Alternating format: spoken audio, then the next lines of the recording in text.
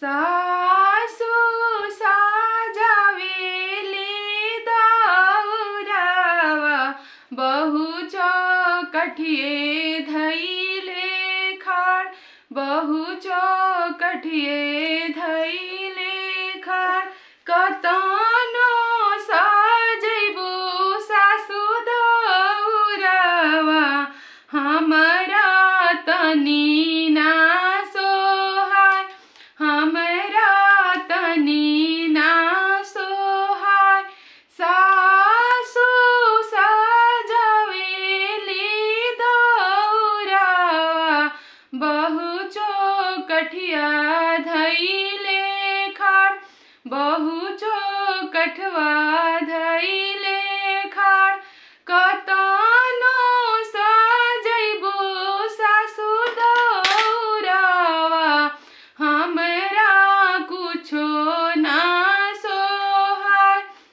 हमरा कुछो ना सोहाय उठा बहु कर दो तू अनिया भैले अरघ के बेर भैले अरघ के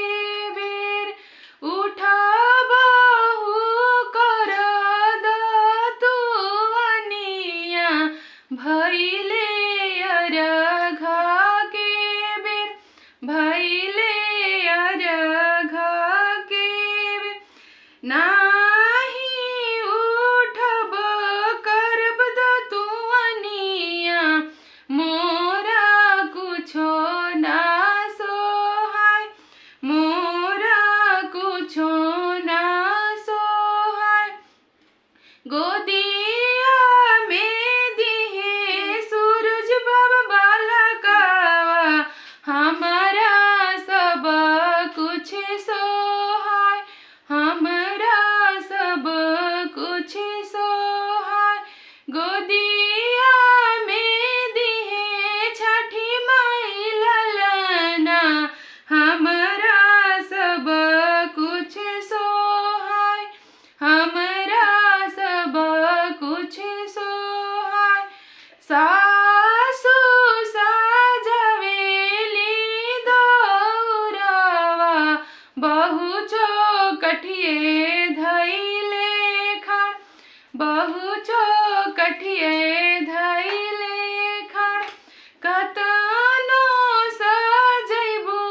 सासु दौरावा हमरा कुछो ना सोहाय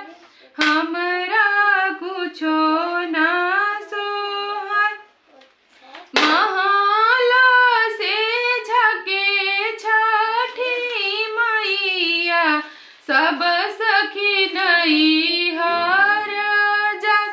सब सखी नैहर जास हम दूर देसी बहिनिया हमरा घरे ना जा हमहू घर नाही जाय हम दूर देसी बहिनिया नैहर केकरा संगे जा नैहर केकरा संगे जाय हम दूर देसी बहिनिया नैहर केकरा संगे जाय नैहर केकरा संग अपन ओसरावा सूरज देव बहिना हमरा घरे आ बहिना हमरा घरे आ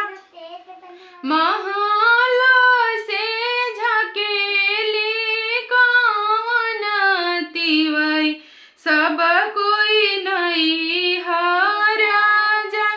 सब कोई नैहर जाय इतना मन कर